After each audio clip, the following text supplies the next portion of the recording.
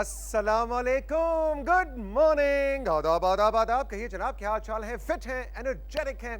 क्या बात है, अगर एनर्जी लेवल्स में कुछ थोड़ी सी भी कहीं कमी महसूस हो तो हम आ जाते हैं आपके एनर्जी लेवल्स को बूस्टर देने के लिए राइजिंग पाकिस्तान में, और वेलकम करेंगे राइजिंग पाकिस्तान को। चाहे आप अपनी जिंदगी में राइज कर रहे हैं, चाहे आप नींद से और बिस्तर से राइज कर रहे हैं, वेलकम वेलकम वेलकम। आज का एपिसोड भी बहुत ही डाइवर्स है, बहुत सारी उसके अंदर चीजें हैं।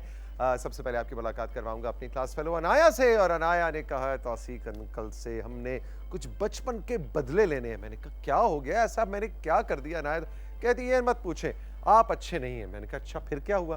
कहती बस ये नहीं बताऊंगी क्यों, लेकिन आपसे बदले लेने। मैंने कहा वो कैसे? कहती आपके लिए आज मैं रिडल्स पहेलियां लेके आई और आपने पहेलियां बूझनी, और ये बहुत मुश्किल दिन होता है जब राइजिंग पाकिस्तान में बच्चे मुझसे पहेलियां पूछते हैं, इसलिए कि अभी तक का तौसीक अंकल का स्कोर जो है वो 23.7% है। यानी आज तक जितनी भी रिडल्स मुझसे पूछी गई उनमें से सिर्फ 23.7% मेरा सक्सेस रेशो है। बाकी तमाम जवाब मेरे गलत साबित हुए, और सबसे टफ रिडल्स अनाया लेके आती हैं। सो लेट्स सी आज मेरा 23.7 नीचे आता है या ऊपर जाता है। अनाया के अलावा क्या होगा? अनाया के अलावा जनाब ट्रेनर काशिफ होंगे। ट्रेनर काशिफ आज हमें कार्डियो और फुल बॉडी वर्कआउट के हवाले से कुछ टिप्स देंगे। मेरा भी कुछ वजन बढ़ता सा आपको नज़र आ रहा है। ये मतलब देखिए पिछली गर्मियों के कुर्ते ज़रा थोड़े से छोटे होते नज़र आ रहे हैं, इसलिए मुझे भी शदीद किस्म की कार्डियो की ज़रूरत है। तो आज काशिफ से कुछ वेट लॉस की टिप्स लेंगे। एंड ऑफ कोर्स इसके अलावा क्या है? इसके अलावा है जी हमारे पास, कहाँ हैं आप अभी इधर ही हैं। अच्छा, हमने समझा आप उधर आ चुके होंगे, चले हम भी वापस इधर आ जाते हैं। हमारे साथ है माहम, और माहम आज हमें ऑनर किलिंग के हवाले से, जो कि अब तो ये हमारे माशरे में मसला जो है बहुत अब बेहतर हो चुका है, लेकिन इसमें पाकिस्तानी कवानीन क्या कहते हैं और ऑनर किलिंग के मसले के हवाले से किस तरह की सज़ाएँ हो सकती हैं, इस हवाले से डिटेल हमें माहम बताएंगी। अब हम ज़रा कैमरा चेंज कर लें, चले, थैंक यू वेरी मच। अब हम आगे कैमरा 4 पे। अब हम आपको बताएंगे जनाब कि हमारी आज की जो मेन गेस्ट हैं उनका नाम है सनोबर अल्ताफ़, जो कि एक पीएचडी स्कॉलर है उर्दू अदब के हवाले से। इनका पाकिस्तानी नावल के ऊपर बहुत ज़्यादा काम है, ख़ुद शॉर्ट स्टोरीज़ भी लिखती हैं, नज़म भी बहुत अच्छी कहती हैं। इनकी कुछ नज़में भी आपको सुनवाएंगे, और National University of Modern Languages NUML में उर्दू पढ़ाती हैं। और ख़ास तौर पे जो यंगस्टर्स में एक आम तासुर ये है कि उनमें पढ़ने का, लिटरेचर पढ़ने का, लॉन्ग रीड्स का, यानी हम कहते हैं बस छोटी छोटी जो हमें इंफॉर्मेशन मिले, लंबा बैठ के नॉवल पढ़ने का वक्त आजकल किसके पास है? तो इस हवाले से हमने सनोबर से बात ज़रूर करनी है। अच्छा जी, और क्या है? और हमारे साथ हैं जनाब सबीन, और सबीन हमारे लेकर आएंगे 3 अच्छी खबरें, यानी कि गुड न्यूज़। ये है सब आज के राइजिंग पाकिस्तान में मेरी और मेरी टीम के पास आपके लिए ये सारा मतलब मेन्यू, इसमें से जो आपको पसंद आए वो चुन लीजिएगा। एक छोटा सा ब्रेक लेते हैं, और ब्रेक के बाद जब वापस आएंगे तो अनाया है, मैं हूं। अब देखते हैं 23.7% ऊपर जाता है या नीचे आता है।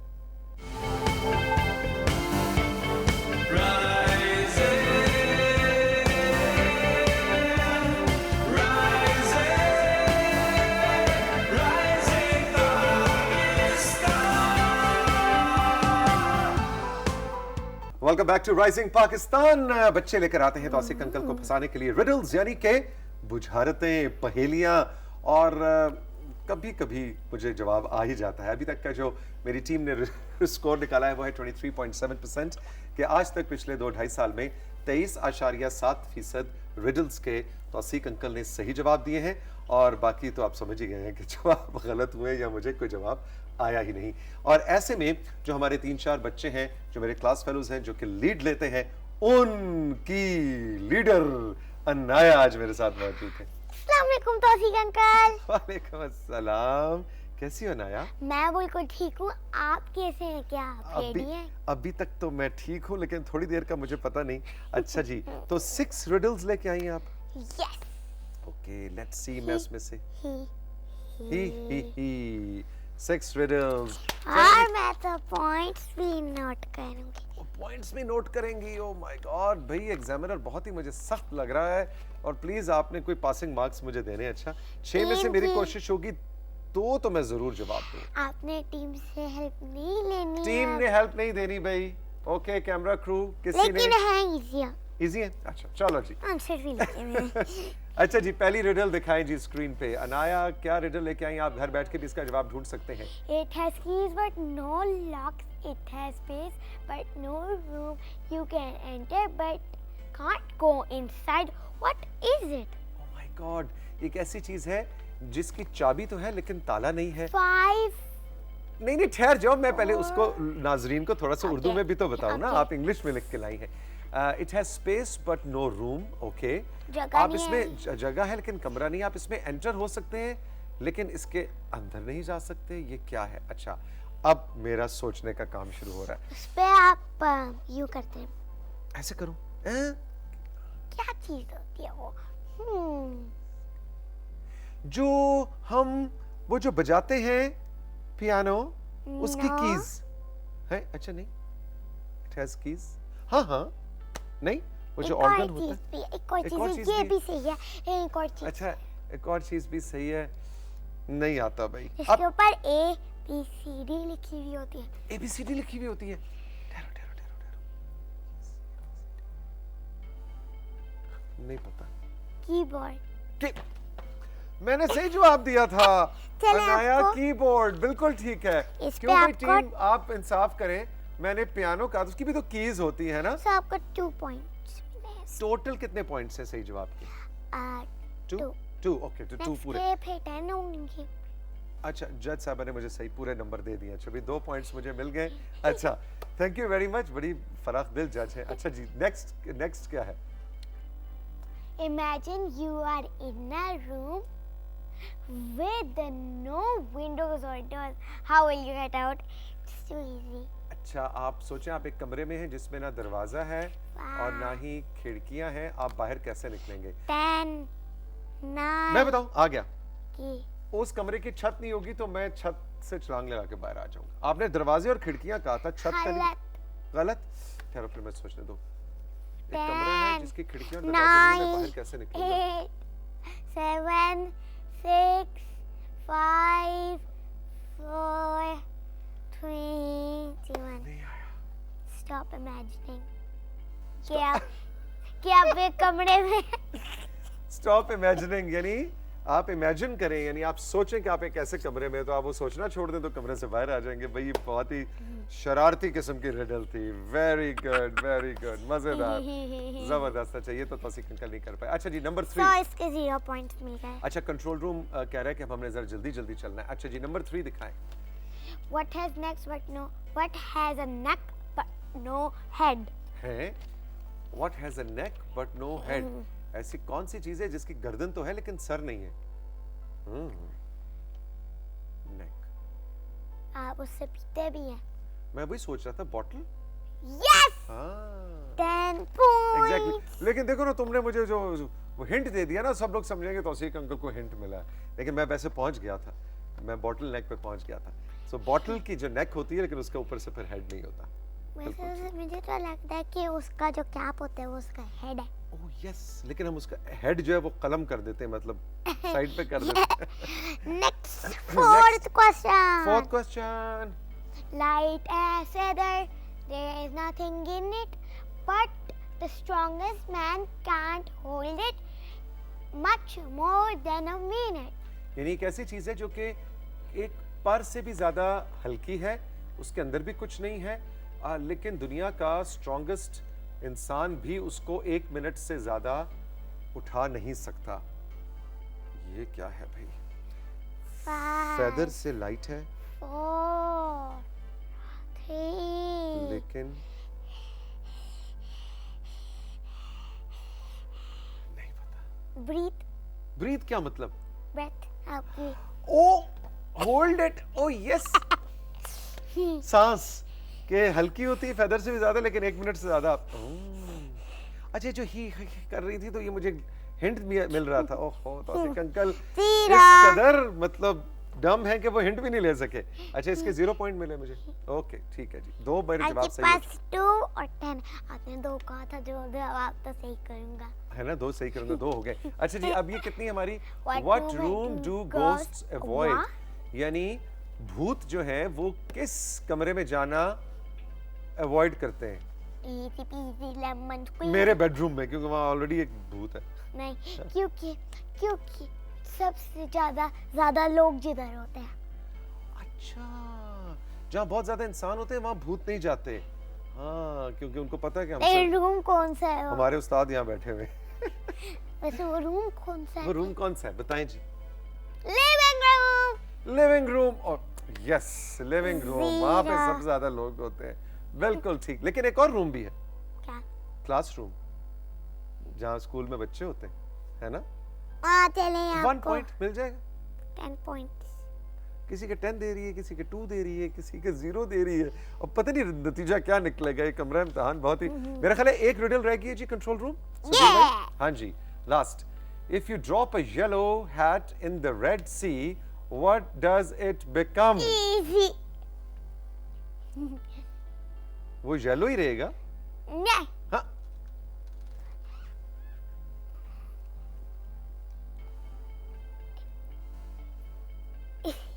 ये क्या हिंट है? ये क्या हिंट दे रही है?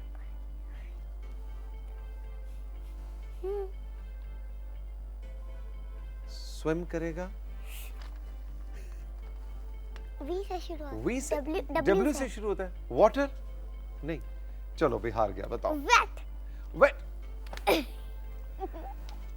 एक येलो हेड को अगर आप समंदर में फेंकेंगे तो वो गीला हो जाएगा, जाहिर है। ठीक, अंकल का कुछ नहीं हो सकता। 40 पॉइंट। नहीं, 40 नहीं।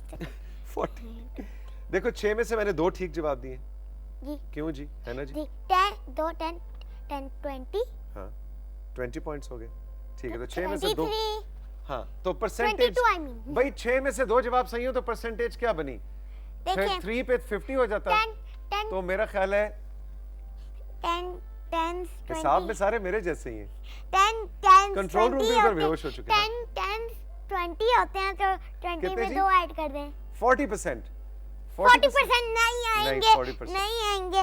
देखें, मैंने बताया सही 22 है। 22% है। देखिए, अच्छा, ये हम हिसाब बाद में करेंगे। ये हम हिसाब बाद में अभी करेंगे। प्लस कर लेते और हैं। अब चल के हम लेते हैं break. Anaya, thank you very much. हम छोटा सा ब्रेक लेते हैं। आज 6 में से 2 जवाब तो सिंह अंकल ने सही दिए हैं। अभी तक मेरा 23.7% था। सारा कैमरा क्रू मेरे जैसा है मैट्रिक में, और हमारे कोऑर्डिनेटर्स 2 नए आए हैं, सब मेरे जैसे। माहम बैठी है फेल, काशिफ फेल, अनाया की अम्मा fail, Sudhir fail, Shabnam fail, Aneek fail, Gulfam, Usman सब फेल। And I win। Anaya wins. Thank you very much, all the best. हम चल के लेंगे एक छोटा सा ब्रेक। ब्रेक के बाद सबीन, मैं और 3 गुड न्यूज।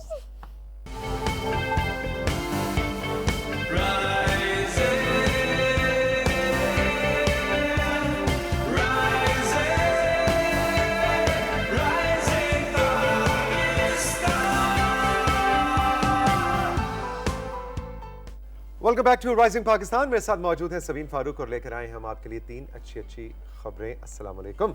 वालेकुम अस्सलाम। कैसे हैं तौसीक आप? बिल्कुल ठीक। और आज मुझे पता चला कि सबीन आज शो शुरू होने से 3.5 घंटे पहले पीटीवी पहुंच गई है ना? और पता चला कि वो जो बालों का स्टाइल इस वक्त आप देख रहे हैं, उसके लिए 3 मैंने कहा घंटे थोड़ा सा चेंज होना चाहिए, तो चेंज के लिए थोड़ी सी आपको मेहनत तो करनी पड़ती है। 3 घंटे 26 मिनट इस पे लगे। हाँ। कैसी हैं आप? इतना टाइम नहीं लगा वैसे। You look great. Thank you so much. अच्छा जी, क्या खबरें? खबरें बहुत अच्छी हैं। पहली खबर, साइकिल चलाने का शौक आपको भी, हम सबने बचपन में तो बहुत साइकिल चलाई है, लेकिन Absolutely. ऑब्वियसली जैसे जैसे आप बड़े होते हैं, कुछ लोग जो हैं वो साइकिल को सवारी के तौर पर भी मामूल में इस्तेमाल करते हैं। तो कभी मतलब पाँव से हमेशा साइकिल चलाइए, कभी हाथों से चलाने का शौक हुआ कि साइकिल से हाथों से साइकिल अगर मेरे हाथ पैडल पे चले जाएंगे तो सर किधर होगा, और है वो कुछ ये उल्टा सा हो जाएगा सब कुछ। ये इस दौर में ना कुछ भी हो सकता है, ठीक है है? ना? तो मैं अभी आपको मिलवाने लगी हूँ कोयटा के मजहर अली से, जिन्होंने एक ऐसी साइकिल बनाई है जो कि आप हाथों से भी चला सकते हैं, और माजूर अफराद के लिए स्पेशली ये बहुत ज़्यादा एक अच्छी चीज़ है, क्योंकि उनको मूवमेंट में भी इससे हेल्प आउट ये कर सकती है। ओह, वाह। और इसके अलावा जो मजहर, सबसे जो मुझे अच्छी चीज़ लगी वो ये कि मजहर ने साइकिल का आइडिया आने के बाद साइकिल मैकेनिक का काम सीखा, और आम साइकिल जितने बजट में ये शाहकार इन्होंने बना दिया, इस पर कोई एक्स्ट्रा बजट नहीं लगा। अच्छा, यानी कि आप उस साइकिल पे बैठ जाते हैं, लेकिन आप अपने पाँव से पैडल नहीं चला रहे, आपका पैडल जो है वो पाँव से उठ के आपके हाथों की पोजीशन पे आ गया। बिल्कुल। और तौसीक जो स्पोर्ट्समैन होते हैं वो भी इसको एज ए एक्सरसाइज टूल वो यूज कर रहे होते हैं, वो एक्सरसाइज कर रहे होते हैं। एग्जैक्टली। और जैसे कि आपने बताया कि माजूर अफराज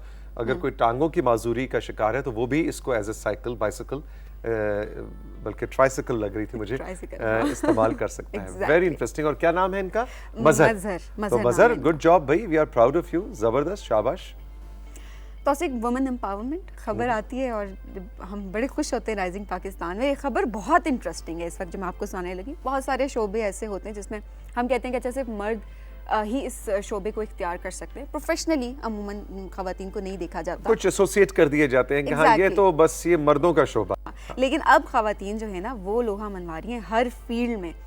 यानी कि अब मैं आपको मिलवाने लगी हूँ 65 साला शाहिदा खानम से जो ठेके पर मकानात तामीर करवाने का काम करती हैं। अरे वाह। और अपना मकान तामीर करते हुए शाहिदा को इस फील्ड में आने का बहुत ज़्यादा शौक हुआ और शाहिदा अब तक कई मकानात तामीर करवा चुकी हैं। इनके तामीर करवाए मकानात में से मतलब वो किसी भी तरह से मेयार में कम नहीं हैं और इनका कहना है कि ख़वातीन कुछ भी कर सकती हैं अगर उनको अपने आप पर भरोसा हो तो। और इसमें दो फैक्टर्स हैं। एक तो ये कि उम्मन हम समझते हैं कि अच्छा उम्र 50-55 से ऊपर गुजरी, 60 के हुए नहीं तो बस चलो जी अब तो जरा बिस्तरा पैकअप शैकअप करके रख लो, जिंदगी मौत का तो नहीं पता होता। लेकिन उम्मन एक आम तासुर है कि 60 ईयर्स के बाद आप कोई नया काम जिंदगी में शुरू नहीं कर सकते।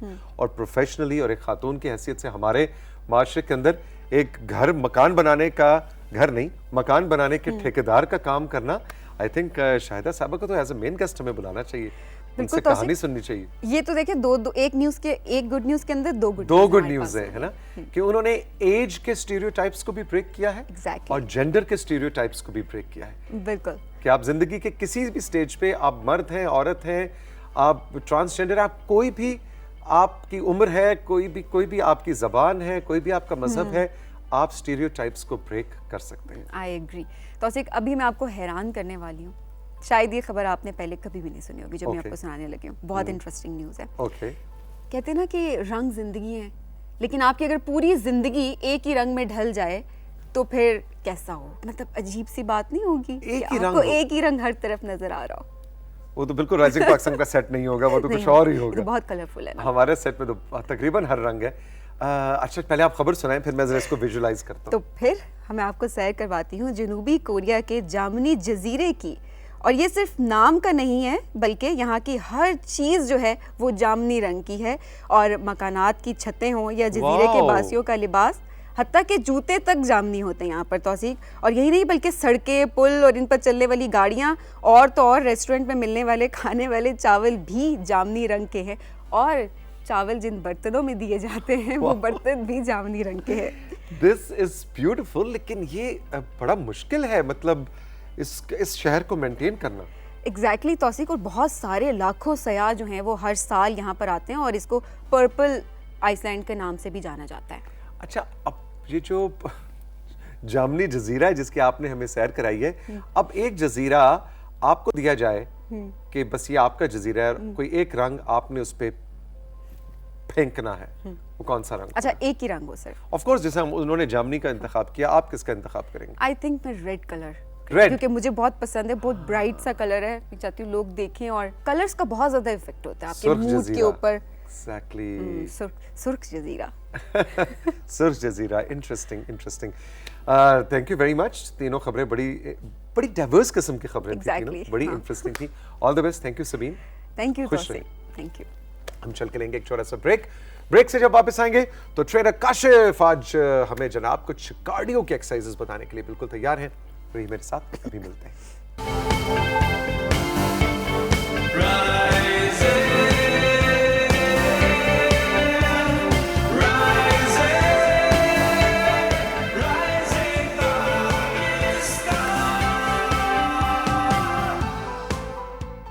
Welcome back to Rising Pakistan. हमारे साथ मौजूद है ट्रेनर काशिफ और आज कुछ कार्डियो खेलने का इरादा है। अस्सलाम वालेकुम, गुड मॉर्निंग।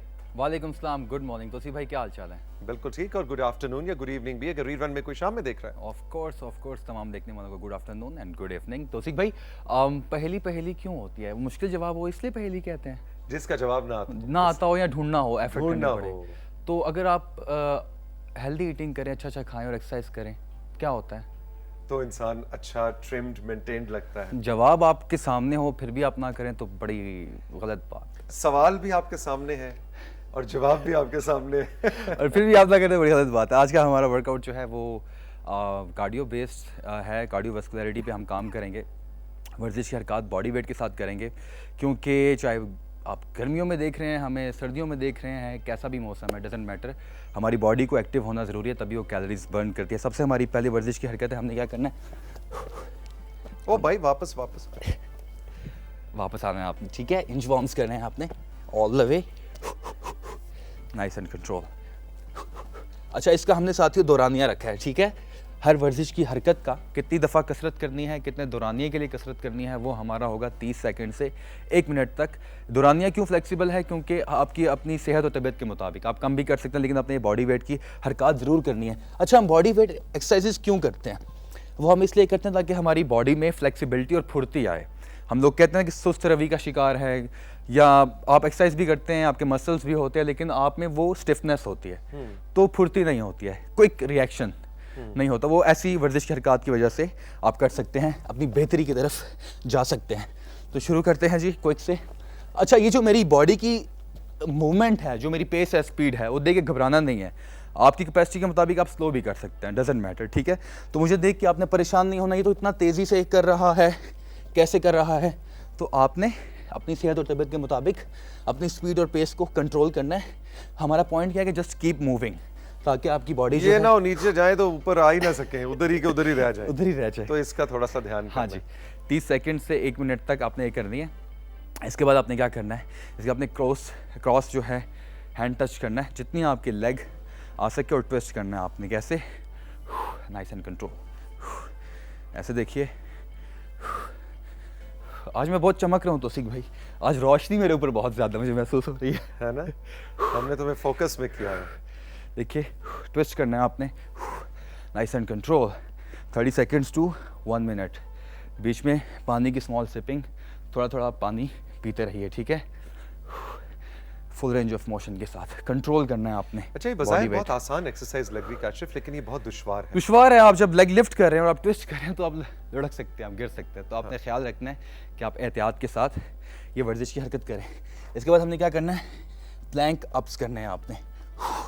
ये टबाटा स्टाइल वर्कआउट है बेसिकली, जो कि इन्वेंट हुआ था 1970 में, जब बॉडी बिल्डर्स ने ये एक फॉर्म ईजाद की थी, जिससे हम अपनी एजिलिटी पे किस तरह से काम कर सकते हैं। हैविंग ह्यूज बॉडी, बड़े मसल होने के साथ साथ किस तरीके से हम फुर्ती और ज़्यादा से ज़्यादा कम वक्त में एनर्जी बर्न कर सकते हैं। शुरू करते हैं। अब आपने एक साइड पे मिसाल के तौर पे 30 सेकंड कर लिया, कि जैसा कि लेफ़्ट से शुरू किया, राइट पे गए, लेफ़्ट से ऊपर आए, राइट से ऊपर आए, टाइम डिवाइड किया आपने। उसके बाद आप राइट से शुरू करें, तो अगले 30 सेकंड्स आप इस तरीके से करेंगे, ताकि इंगेज आपकी कोर रहे, आपके हैंड एंड शोल्डर यूज़ हों, इक्वली यूज़ हों, ठीक है। तो आपने इस तरीके से, और आप देखिए कि काशिफ को भी सांस चढ़ रहा है जी। इसका मतलब है कि ये एकदम से, जिसको हम इसलिए हम इनको कार्डियो एक्सरसाइजेस कहते हैं कि डायरेक्टली जाके आपके कार्डियोवैस्कुलर हार्ट रेट एलिवेट हो रही है। बिल्कुल, एग्जैक्टली। इसके बाद हमारी अगली एक्सरसाइज है, जिसमें हमने लेग को लिफ्ट करना है। प्लैंक पोजीशन में आके देखिए मैं आराम से, ताकि मैं इंजर्ड ना कर सकूं अपने आप को।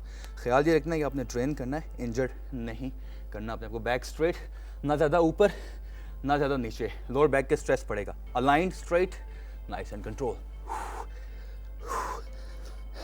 स्टेबल रहना है आपने यहाँ पे।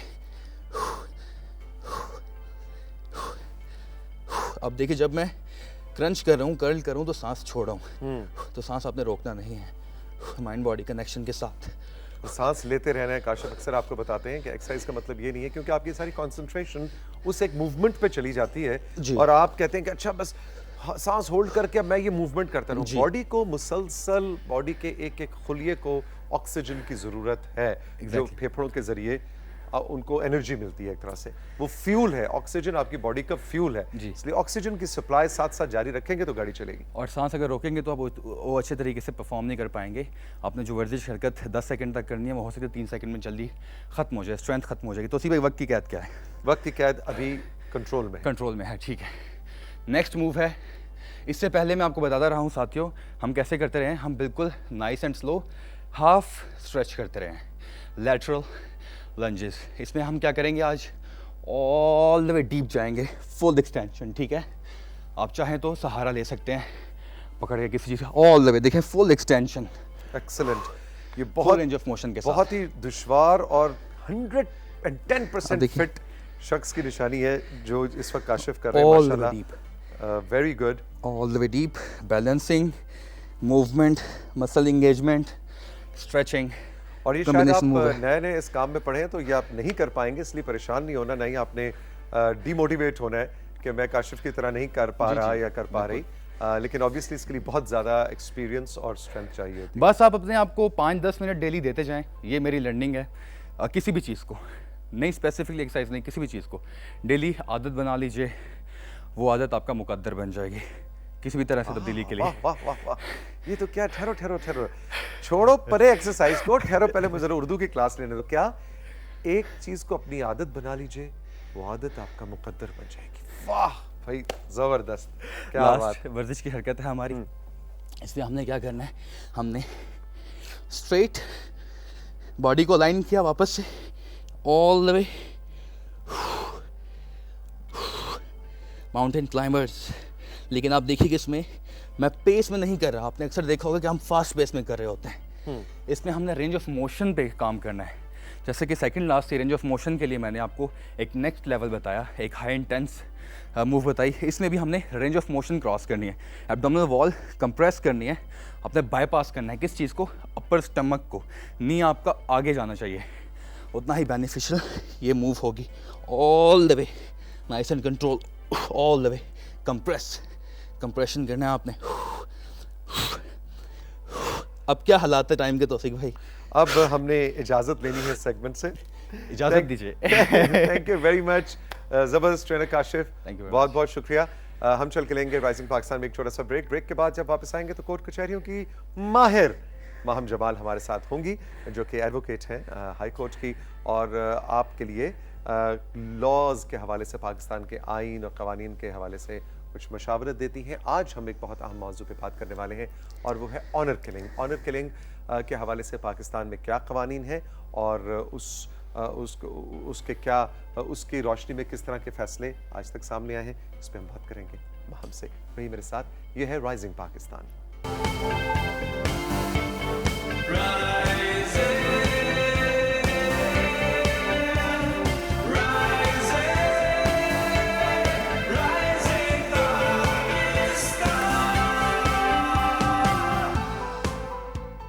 राइजिंग पाकिस्तान में एक बार फिर आपको खुशामदीद कहेंगे। माहम जमाल जो कि एडवोकेट हैं हाई कोर्ट की और हमारी राइजिंग पाकिस्तान की टीम की कोर्ट कचहरियों की माहिर हैं, हमारे साथ मौजूद हैं। अस्सलाम वालेकुम माहम। अस्सलाम वालेकुम, क्या हाल चाल है आपके? बिल्कुल ठीक। आज बहुत ही अहम मौजू आप लेके आई हैं, बहुत आम ऑनर किलिंग। जी, सीरियस इशू है, प्रिवेलिंग प्रेसिंग इशू है पाकिस्तान का, इसलिए इसकी अवेयरनेस भी बहुत ज़्यादा ज़रूरी है। बिल्कुल ठीक।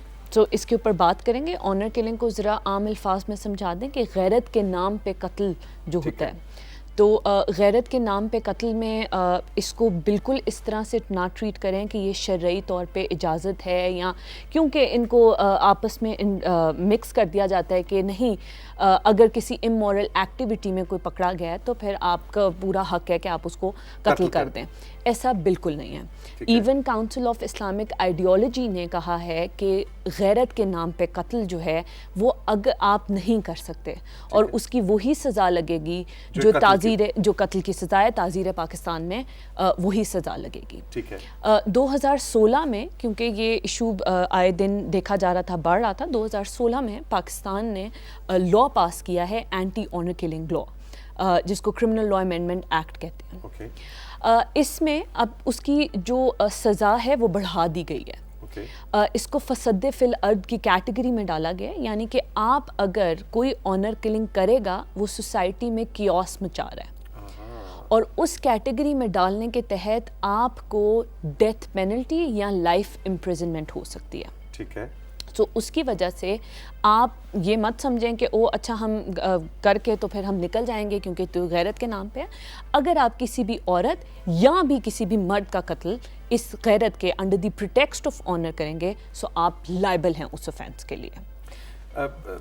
मुझे ये बताइए कि अब आपने बताया कि 2016 में ये कानून पास हुआ, क्या इस तरह के कवानीन आने से ज़ाहिर है इंसाफ तो मिलता ही है, लेकिन क्या इस ऑनर किलिंग के वाक़यात में भी कमी आई है या आती है कि कानून आना और उसका थ्रेट होना या उसके खौफ से फिर लोग जो है वो इस तरह का कोई कदम ना उठाएं? क्या इस तरह की कोई स्टैटिस्टिकल एनालिसिस भी है?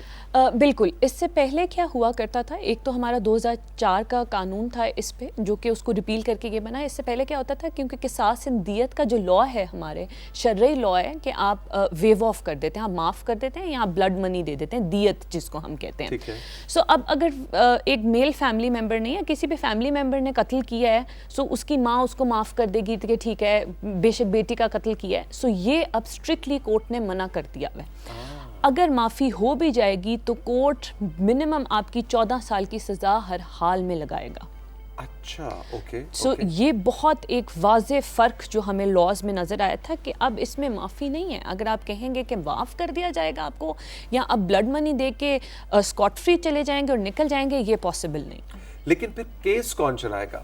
अगर एक लड़की का ऑनर किलिंग फॉर इंस्टेंस उसके भाई ने की है जी, और माँ और बाप ने, उनका बेटा है, उन्होंने उसको माफ कर दिया है, या वो कोर्ट में ही नहीं गए, कोर्ट में जाना पहला स्टेप होता है, वो क्या फिर स्टेट उस केस को जी बिल्कुल, क्योंकि क्रिमिनल केसेस आपके स्टेट की रिस्पॉन्सिबिलिटी होती हैं। और कत्ल की सूरत में फिर पुलिस सारा एविडेंस इकट्ठा करती है और फिर प्रोसिक्यूशन चलता है आपका, जिसको आपको केस को लेके जाएंगे। अगर कोई भी कंप्लेंट एक बार आ गई है, एप्लीकेशन आपने, अगर आप देखें, आपने अपने नेबर में देखा है, आप जाके कंप्लेंट दायर करते हैं और उसके बाद प्रॉपर इन्वेस्टिगेशन होएगी और उसके ऊपर पूरा केस चलेगा। और ये भी बहुत इंपॉर्टेंट है कि कत्ल में ये बेलेबल नहीं है कि अगर आप कहें कि एक दिन करके 24 घंटे में मैजिस्ट्रेट के पास पेश होकर हम बेल ले आएंगे, ये बेलेबल ऑफेंस नहीं है, ये नॉन बेलेबल ऑफेंस है कि आप जब तक केस डिसाइड नहीं होएगा आप नहीं आ सकते।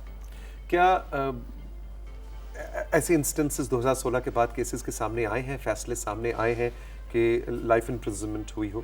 जी बिल्कुल, आपके जितने सुपीरियर कोर्ट्स हैं, इवन आपके इन्फीरियर कोर्ट्स, जब उनको ये प्रूव हो जाता है कि under the pretext of honour के गैरत के नाम पे कत्ल किया गया है, सो फिर वो बहुत स्ट्रिक्टली इसको इंटरप्रेट करते हैं लॉ को और बहुत स्ट्रिक्ट से स्ट्रिक्ट पनिशमेंट्स लगा रहे हैं और आपके स्टेटिस्टिक्स आहिस्ता आहिस्ता नीचे जा रहे हैं, क्योंकि लोगों में अभी अवेयरनेस कम है। तो इसकी वजह से असल चीज़ है आपकी कोर्ट तक आना, असल चीज़ है आपकी कंप्लेंट दायर करना कि आप थाने जाके कंप्लेंट दायर कर रहे हैं, क्योंकि इसकी अवेयरनेस के लिए मेरा बेसिक मकसद भी यही था कि इसकी अवेयरनेस दी जाए। Exactly. और इस सेगमेंट का मकसद भी है कि हम पाकिस्तान के आइन के हवाले से, मुख्तलिफ कवानीन के हवाले से, मुख्तलिफ जो लॉज हैं उनकी हर हफ्ते आपको अवेयरनेस दें, ताकि आपको पता लगे कि as a citizen of Pakistan आपकी स्टेट आपको क्या किस तरह के कवानीन है और आपको कैसे इंसाफ मिल सकता है अगर आप एग्रीव्ड हैं। हम ये बताइए कि ऑनर किलिंग के लफ्ज़ के साथ अमूमन जो तासुर जहन में आता है वो उसमें ज़्यादातर इंस्टेंसेस भी है, ज़्यादातर तासुर भी है कि औरत कत्ल होती है। जी। क्या मर्द भी कत्ल होते हैं? जी बिल्कुल, ये कम है, स्टेटिस्टिक्स कम शो कर रहे हैं, लेकिन मर्दों को भी कि अगर वो भी इसके सब्जेक्ट बनते हैं और कत्ल होते हैं। सो ये नहीं लॉ ने कहा कि औरत है या मर्द में फ़र्क नहीं दिया, अगर ऑनर के नाम पे कत्ल हुआ है, गैरत के नाम पे हुआ है, सो आप इस लॉ के अंडर ट्राई होंगे।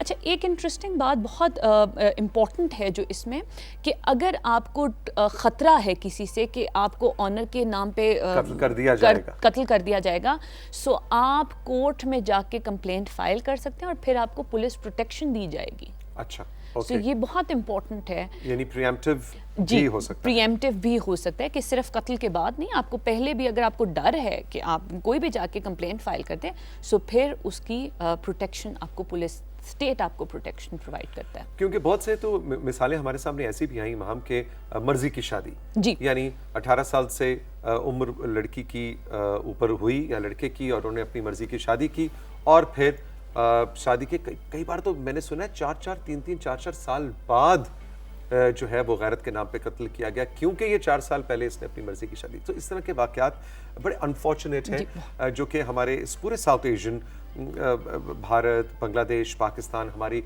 और बिल्कुल आप मेरी बात से एग्री करेंगे, दीज आर मोर कल्चरल जी, रादर देन, इसका हमारे दीन से कोई ताल्लुक नहीं है, इसका ज़्यादा एक कल्चरल नॉर्म और गैरत पेट्रियार्की जिसको हम Patriarchy, कहते हैं ना, exactly. उससे निकला है और कल्चर से निकल के आया है। इस्लाम से इसका कोई लेना देना नहीं है। Exactly. और ख़ास तौर पे आपको इस्लाम इससे कहता है कि आप ड्यू प्रोसेस के अलावा नहीं कर सकते।